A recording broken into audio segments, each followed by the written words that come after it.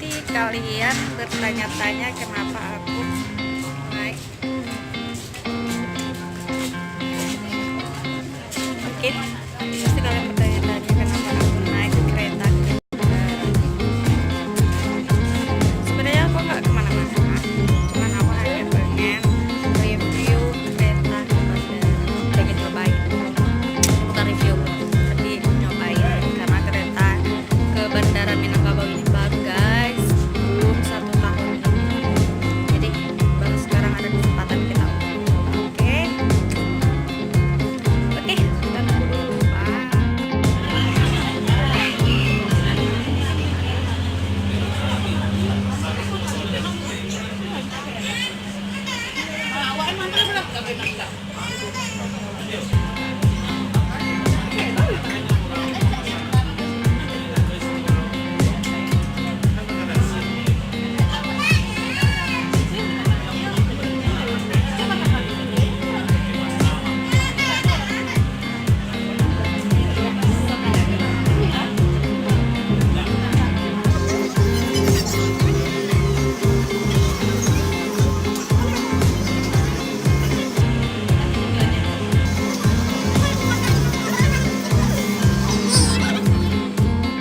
Sekarang kita udah berada di atas kereta.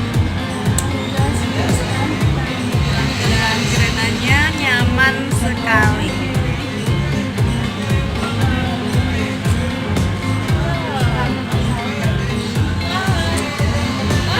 Sekarang kita nyaman berangkat.